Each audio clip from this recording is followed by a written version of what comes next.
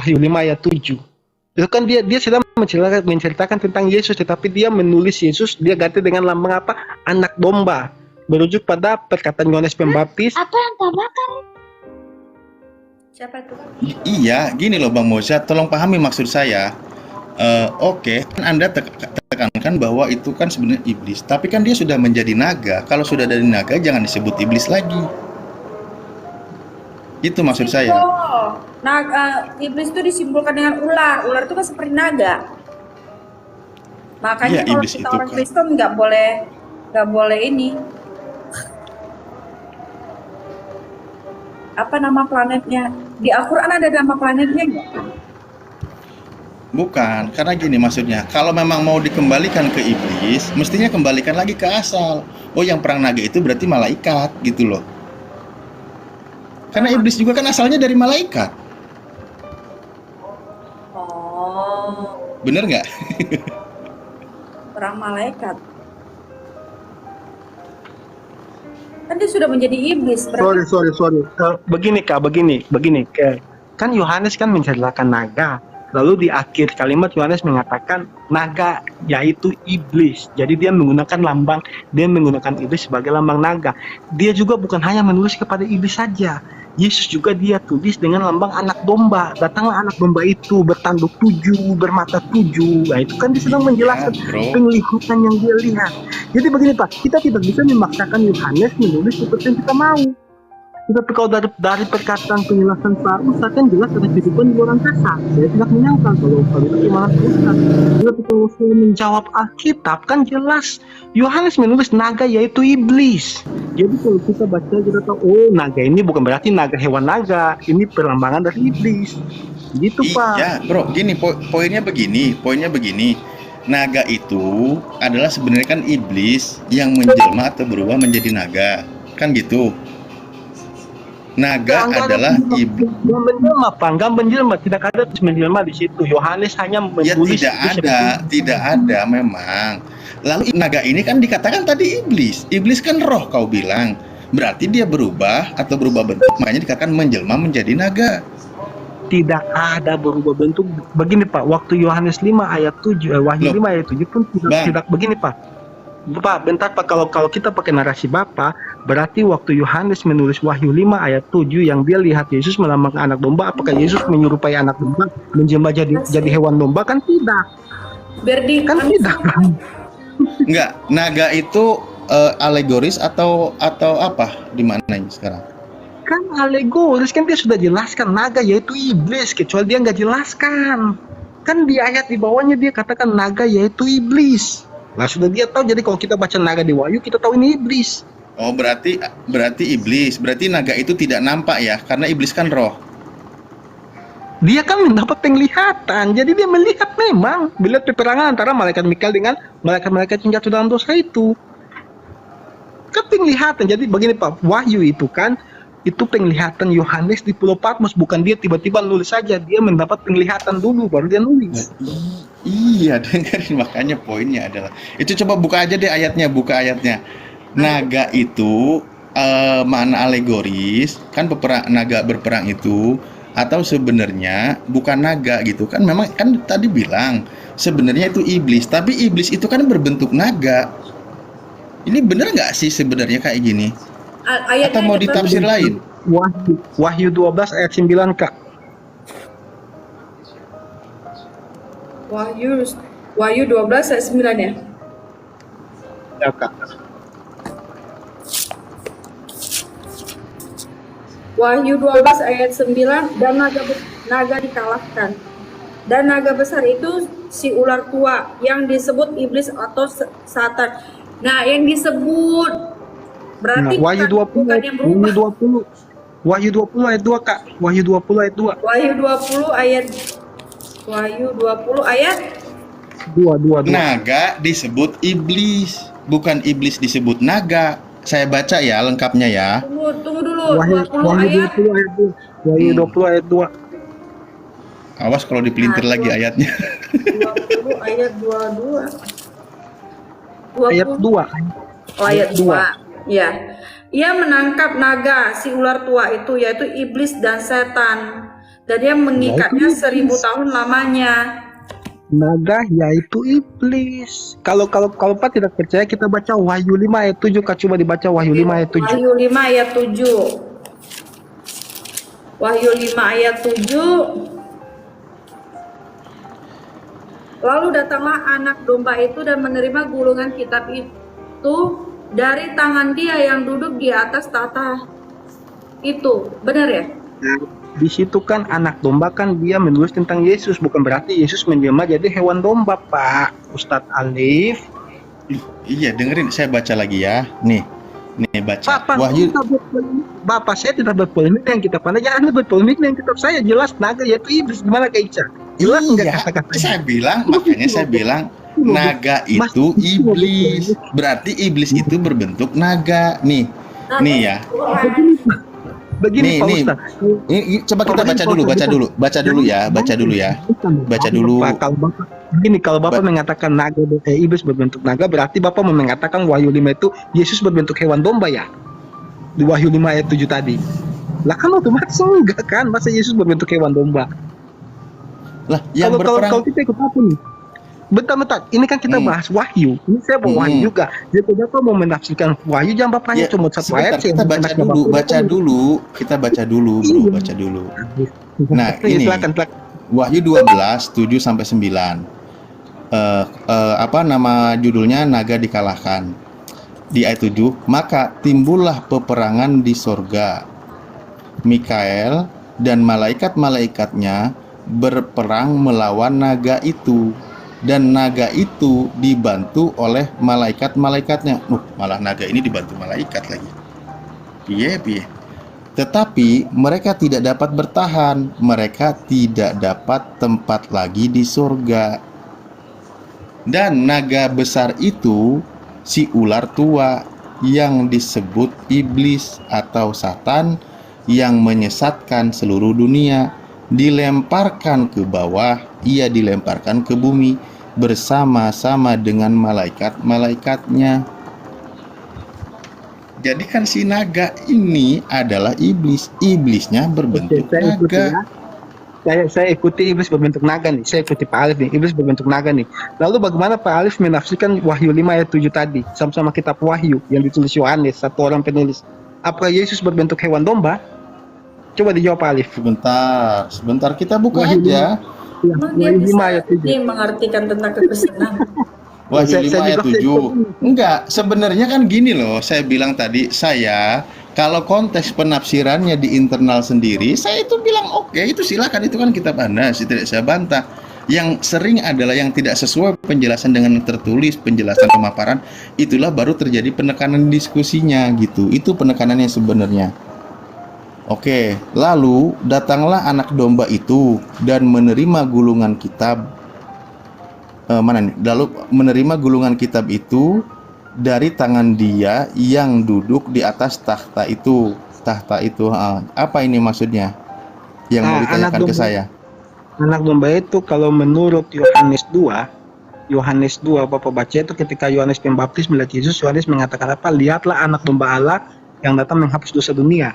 Jadi anak domba di situ kan Yesus, itu merujuk pada Daniel 7. Daniel 7 Pak baca itu jelas. Itu kejadiannya sama, tapi Daniel menggambarkan bukan dengan anak domba. Tampak seperti seorang anak manusia. Daniel menulis anak manusia, tapi Yohanes menulis anak domba. Nah, kalau kita membawa seperti yang tadi pemahaman Pak Alif, berarti di sini Yesus berbentuk hewan domba ya, gitu ya Pak. Kalau kita mengikuti alurnya Pak Alif tentang menafsirkan yang tadi naga tadi itu, yang iblis itu, berarti di sini Pak Alif juga mengklaim bahwa Yesus berbentuk hewan domba, kan jadi ngaco Pak. Sebentar. Kalau ini jadi ngelawak. Bukan Pak. Begini, tadi kan ini kan sama-sama satu penulis di Yohanes kan, sama-sama di Wahyu. Nah, tadi waktu penulisan Yohanes dia sebutkan kan 20 ayat Wahyu 20 juga kan ayat 2 jelas naga yaitu iblis. Naga. Tadi Pak Alif kita bersikeras bahwa iblis yang adalah makhluk roh ini berwujud naga. Gitu kan, berwujud naga. Nah, sedangkan kalau kita bawa pemahaman Pak Alif di Wahyu 5 ayat 7 yang sama-sama ditulis oleh Yohanes di Pulau Patmos dalam penglihatan juga, yang dia mengutus naga tadi, berarti pemahaman Pak Alif juga akan mengatakan bahwa Yesus itu menjelma menjadi hewan domba dong. Karena tadi kan roh menjelma menjadi naga. Ini berarti Yesus menjelma menjadi hewan domba kan, jadinya nggak masuk akal, Pak. Oke, sekarang begini Bang. Kita pahami ya. Ketika dikatakan Yesus dikatakan sebagai anak domba, itu kan sebagai makna alegoris, kan gitu ya? Sebagai Nanti makna salah. alegoris. Jadi nggak mau pakai makna alegoris, itu pakai makna alegoris. Padahal satu penulis kan artinya kan Loh. standar ganda, Pak Ali. Iya, sebentar dulu, nggak mungkin diterlihat begitu diyakini dia itu anak domba, bentuk domba kan nggak Makanya mungkin. jangan anda juga lihat tadi bahwa itu bentuk naga, Pak. Ya iya, makanya sebentar dulu. Nah, oke, ya kalau sebenarnya yang suka menggambarkan domba sendiri itu dari Kristen sendiri kok. Digambarkan bentuk domba itu Yesus itu. Percaya nggak ada datanya itu? Nah, bagaimana ketika memahami, saya bilang tadi peperangan adalah di situ disebut naga. Naga itu di situ adalah, dan naga besar itu si ular tua yang malah kepencet lagi sebentar. Aduh, kemana lagi, barusan lagi saya baca. Oke, saya baca lagi ya. Maka timbullah peperangan di surga. Mikael dan malaikat-malaikatnya berperang melawan naga itu, dan naga itu dibantu oleh malaikat-malaikatnya. Tetapi mereka tidak dapat bertahan, mereka tidak dapat tempat di surga. Dan naga besar itu si ular tua yang disebut iblis atau Satan yang menyesatkan seluruh dunia. Nah, sekarang begini kalau gitu, Bang Mozart. Kalau kamu dia tidak berbentuk naga atau tidak berbentuk ular, kamu tahu nggak kejadian ketika Hawa dirayu oleh iblis? Di situ iblis itu berubah bentuk menjadi ular. Kata siapa? Makanya Bapak ini nggak paham Alkitab, Pak. Jadi begini, Pak, kalau kita begini, nggak Pak. paham Alkitab? Nggak, kamu meyakini nggak yang konteks itu? Iblis itu yang berbentuk ular. Jadi kalau bahas kejadian ini sebenarnya panjang tentang pencobaan. Jadi ya saya persingkat nih, Pak. Ini mau dengar jawaban saya kan? Jadi Adam dan Hawa itu di taman itu kan, itu taman itu tuh bukan taman, itu taman di bumi tetapi menyatu dengan alam roh.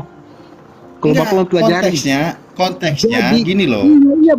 Iya bentar. Jadi malaikat ini yang makhluk roh ini kan, dia menyerupai ular di situ. Betul kan? Ini kan maksud pertanyaan Pak Alif. Jadi kan Pak Alif bertanya apakah betul dia berbentuk ular kepada saya ini kan? Betul nggak Pak Alif? Mbak Mozart, pertanyaan saya yang menggoda Adam dan Hawa itu kan ular, bener nggak? Iblis yang goda, Pak. Iya, ular bentuknya. Enggak, kamu imani enggak? Artinya begini, artinya Bapak juga maksa saya untuk imani Yesus itu berbentuk hewan domba di Wahyu 5 tadi. Ujung-ujungnya begitu, makanya Pak. Kalau Yesus ya tidak bisa, karena Yesus kan memang bentuk manusia, udah jelas. Kenapa? Karena memiliki kan sifat-sifat kan apa yang dimaksud dengan domba. Itu kan sudah ada pemahamannya di Kristen sendiri, saya bilang.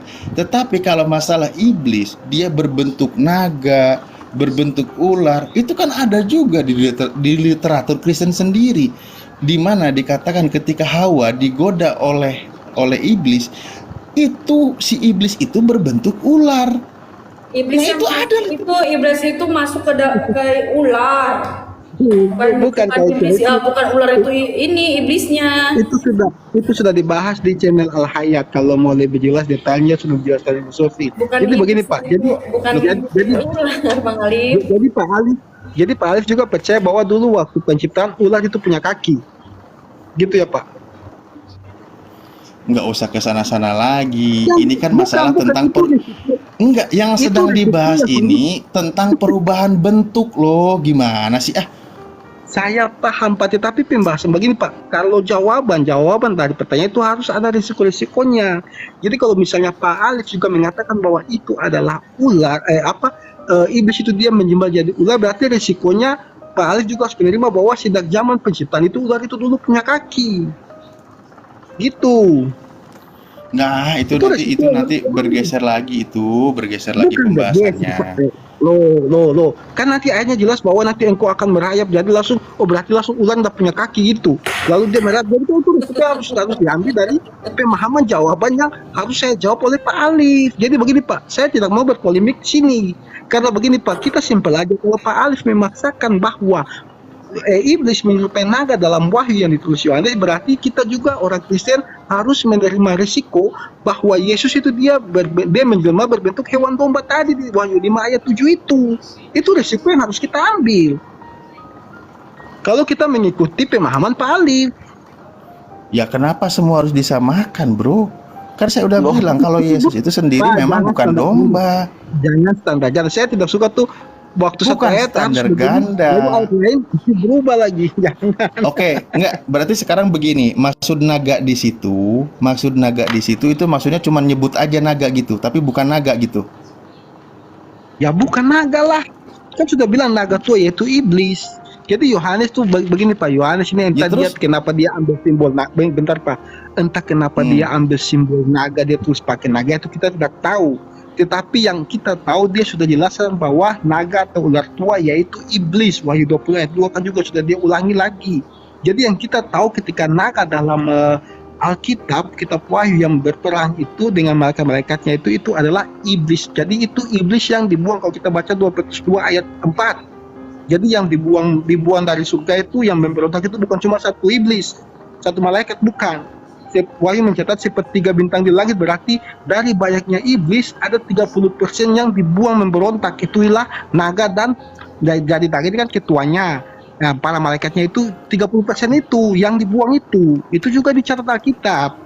Kecuali tidak dicatat. Nah iya, ini kan dicatat Alkitab. Jadi dari semua jumlah malaikat yang diciptakan ada 30% yang memberontak dari banyaknya yang diciptakan itu.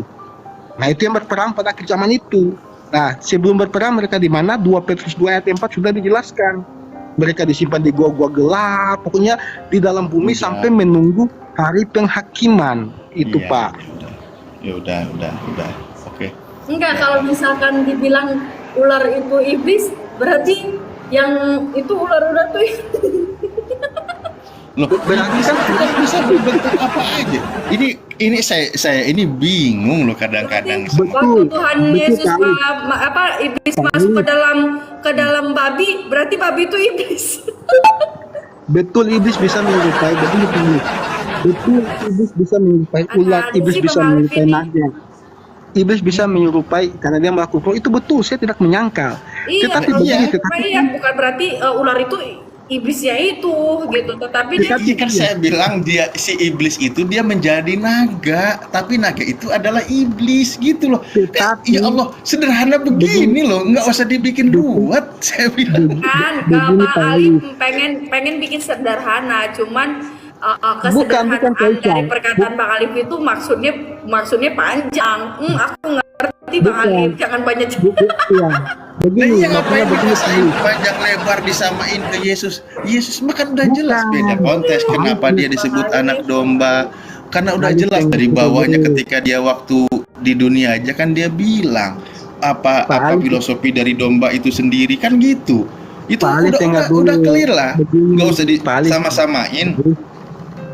Pak Alif dengar dulu saya. Jadi begini, memang betul saya tidak menolak bahwa iblis itu bisa menyerupai apa aja, tetapi kan konteks Wahyu yang Pak Alif bawa ini, Pak Alif memaksakan bahwa memang saat itu iblis itu dia sedang berbentuk ular naga. Nah kalau begitu lagi nanti ada ayat di Wahyu lagi bahwa seorang perempuan yang dikejar iblis melahirkan 12 anak. Itu nanti kita tafsir apa lagi? Gitu kan banyak halo dalam Wahyu ini. Itu memang saya belum mampu, saya jujur saya belum mampu untuk menafsirkan Wahyu karena itu sangat susah Pak. Jadi yang berperang itu bukan naga, yang berperang itu nanti di surga itu bukan naga, bukan iblis malaikat berdosa dan Mikael dan kawanannya melawan iblis. Iya, bukan naga ya. Ya bukan, sudah dibilang bukan ya, Pak. Kalau bukan naga berarti kalimat itu bukan kalimatnya yang salah Pak. Ininya sih Bang Alif iya di situ kan perperangan naga. Iya, peperangan gimana sih? Naga berperang gitu di situ di surga, ada dia bisa bicara. Gitu. Ya orang bunyinya kayak gitu ayatnya. bukan berarti ayat sekarang kita gini loh. Di situ ayatnya, di situ iblis jadi babi, babi itu iblis makanya kayak mau dimakan gitu, makanya Ya babi iblis. Kalau manusia kerasukan setan, dasar manusia setan, kan gitu sering disebutnya. kalau misalkan iblisnya masuk ke dalam setan, nah itu berarti manusia tuh Iblis masuk ke dalam setan tuh maksudnya gimana? Nah kadang-kadang kan itu kan banyak yang kemasukan, nah itu gimana itu? Bener dong, harus tepat, Ya jangan. manusia kerasukan setan gitu. Gimana sih? Berarti itu iblis. Manusianya itu iblis. Loh, nah itu sifatnya contoh nih. Manusia jahat banget sering disebut apa? Iblis nggak? Hah? Mbak Ica, ada nggak sering orang jahat disebut apa? Dasar setan loh, iblis loh, kan gitu, bener nggak? Nah, Padahal berarti dia itu orang. iblis. Padahal dia orang. Iya, Tapi kenapa? Iya maksudnya berarti dia iblis gitu. Ya tapi kenapa dasar lo iblis, kan gitu, bener nggak? Ada nggak yang kayak gitu? Dasar lu iblis. Nah, berarti apa dia iblis gitu? Berarti bukan, misalkan gini ya. Ada tuh siapakah di sini, siapa namanya? Enggak boleh ya namanya. Misalnya si Bagudung ya kan. Itu Bagudung tuh kan manusia nih, misalkan. Ini Bagudung. Nah, Bagudung itu apa ya? Bagudung itu tikus. Nah, Ya udah, Mbak Ica, udah kesimpulannya peperangan di situ ada naga. Naga itu adalah iblis. Kan udah gitu sebenarnya. Nggak usah repot-repot. Kalau memang cuma roh aja yang berperang, nggak mungkin dibuat ilustrasi sebagai naga. nah, Jadi begini Pak Alif anggap roh ini apa, roh Kesper atau gimana, seperti roh Kesper begitu atau gimana? Pemahaman Pak Alif tentang Makanya roh. di situ disebutnya iblis lagi disebutnya naga karena terjadi peperangan di sana. Ya intinya itu bukan hewan naga ya, itu iblis. iya. Ya iblis. Iya, dia iblis, tapi yang berperang itu bukan naganya perang. Oh, gitu. Tetapi iblis Loh itu peperangan kok di situ memang berperang, gimana sih? Pak Alif berat di penulisan Yohanes di Pulau Patmos itu kan melalui penglihatan. ya. Jadi kalau kita baca di Wahyu itu kan macam contoh ketika malaikat pertama meniup sangkakala turunlah ini itu kan juga kita tidak bisa langsung secara letterlek menafsirkan seperti itu. Contoh ya, saya bawa contoh mana ada tuh. Jadi kitab Wahyu ini saya akui loh bahwa saya pun tidak bisa menafsirkan kitab Wahyu. Saya akui sangat susah Pak. Ini karena ini rahasia Tuhan. Kitab Wahyu ini rahasia Tuhan Pak. Kalau Bapak baca. Nah, dalam kitab Wahyu jatuhnya Babel, padahal kerajaan Babel udah tidak ada. Contoh Wahyu 18. Di sini kan jatuhnya kerajaan Babel. Memang kitab Wahyu itu banyak keanehan-keanehan kok. Bukan gitu. keanehan. Iya maksudnya, lo memang keanehan kok, gimana sih, kan peristiwa mendatang itu. Makanya kan kamu nggak percaya aneh. Yesus aja digambarkan seperti apa ketika turun itu, rambut putih, matanya menyala, kan aneh itu. Bukan aneh. Lo aneh lah. Jadi di situ Pak. Jadi Yohanes ini kalau misalnya Bapak mau menafsirkan kitab Wahyu Pak, itu Bapak harus kuasai dari perjanjian lama, dari kejadian Pak. Itu harus akui kalau bisa Bapak bahas dengan Pak Bongo Mai itu, karena beliau memang sudah kuasai dari kejadian. Nah, beliau kan di YouTube-nya kan bahas kitab Wahyu, dari Wahyu ada kuda hijau, kuda putih kan sudah beliau bahas semua. Penampakan kuda hijau, kuda putih, kuda merah. Ada apa lagi Bang Mozart? Kalau mau nanya atau kalau enggak aku mau makan dulu ini. Ya aku juga mau pamit ini Pak. Udah jam 10 di sini, 10 malam. Karena memang di sini dari jam tadi 4. obrolan santai, jadi ya kita sama-sama santai aja. Iya. Yang enggak ada. Kita ini kan yang enggak enak kan cuma di pemahaman, kalau di orangnya kan enggak. Ini aku naikin ya, mana tahu mereka mau bertanya ya. Aku mau dulu kataku. Roberto Simanjuntak. Nah, naik aja nanti bisa. Kalau aku nanya lagi Bebel, waduh kasihan banget. Bukan kasihan, kita Bang bisa Alif. jawabnya, cuma Bang Alif. Bang Alif bisa nangkep. Ya. Ya, itu. Bang Alif, di Wahyu tahu nggak ada naga kepala kepala 7, tanduk 10. Pernah tahu nggak di Wahyu? Iya, itu Ada tahu ya? pernah baca sih. Ada juga macan juga ya kan, ya keluar dari laut. Betul ya, tahu ya? Halo? Pernah baca itu, Apa jadi? Jadi yang dalam Wahyu itu semua adalah penglihatan Yohanes. Ya. Jadi kalau Bang Alif menanyakan bahwa naga itu nanti beneran naga, kita itu tidak mengimani seperti itu, Bang.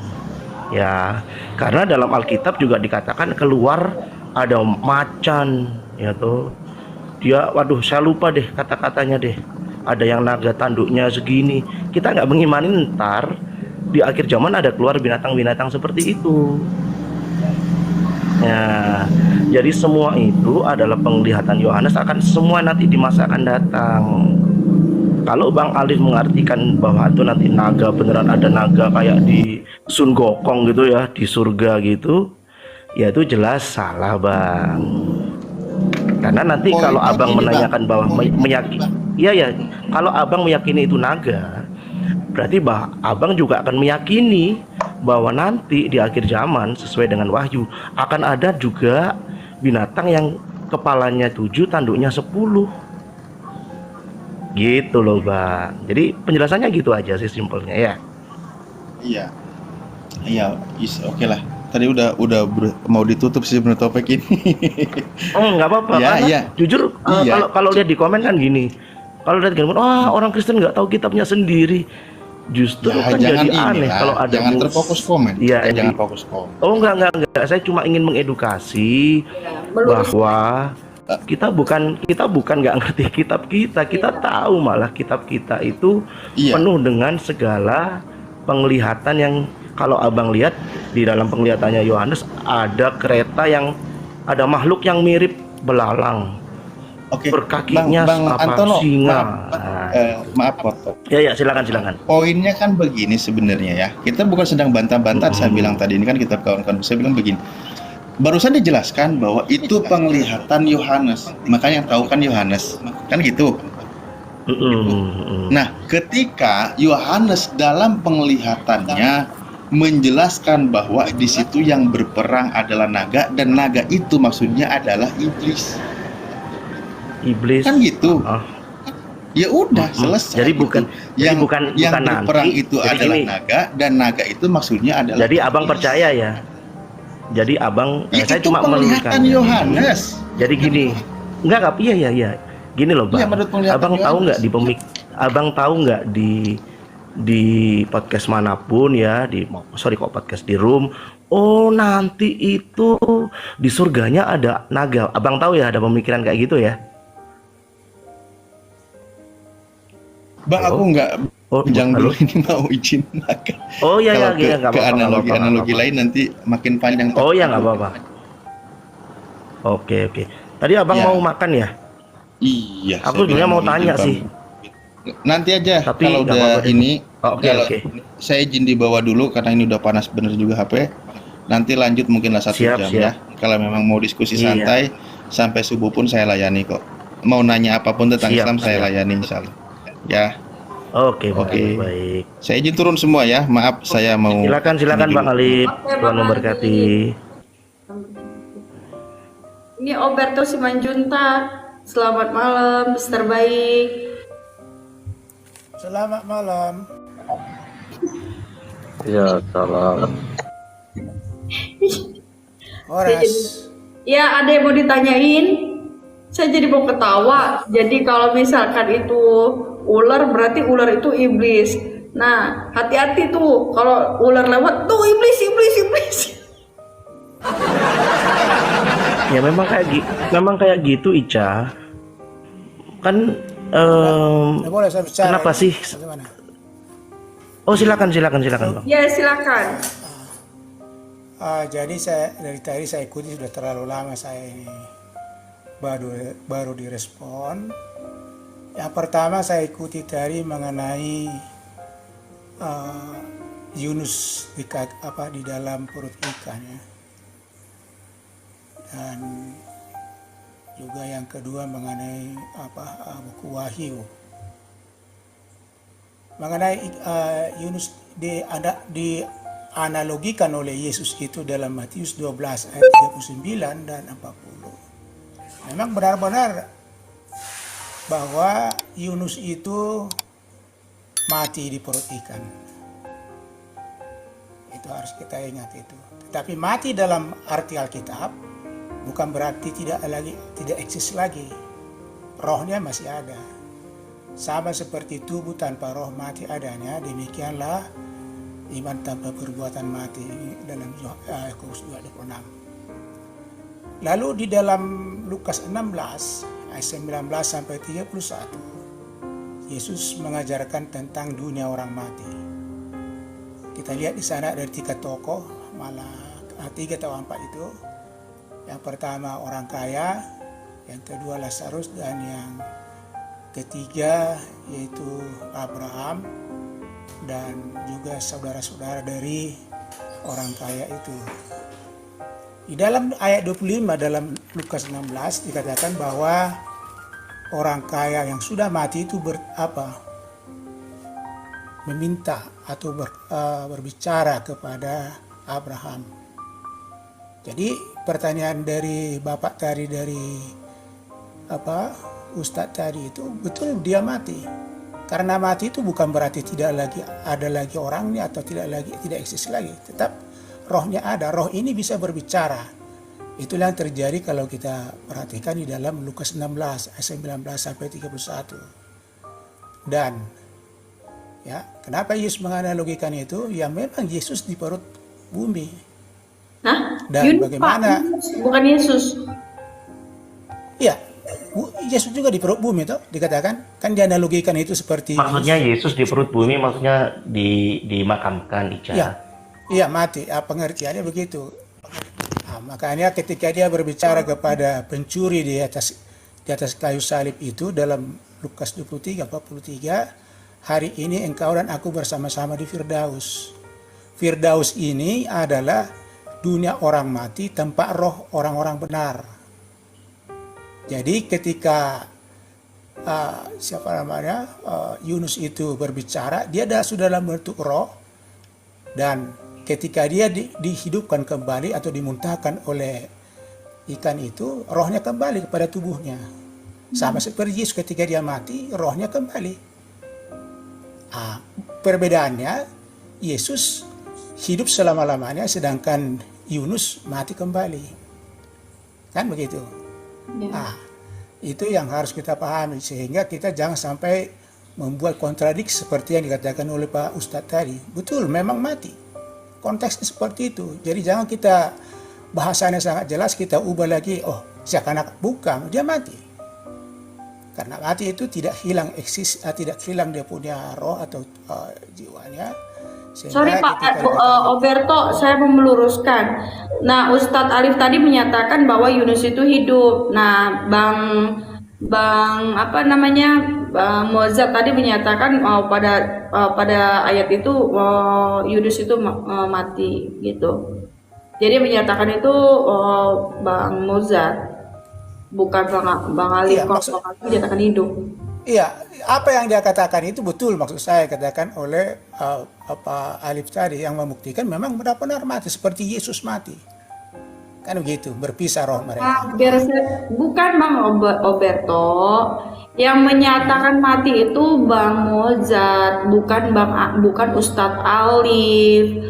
Ustadz Alif itu menyatakan bahwa pada saat di perut ikan itu Yunus itu hidup. Oh ya, salah mendengar saya. Mohon maaf ya. Kalau yang seperti itu. Lalu buku buku Wahyu. Sebenarnya kunci untuk memahami buku Wahyu terdapat dalam pasal pertama, ayat pertama dan ayat ketiga. Ada ungkapan di sana apa yang harus segera terjadi. Kalau dalam bahasa Inggrisnya itu ya dikatakan di sana things which must shortly take place.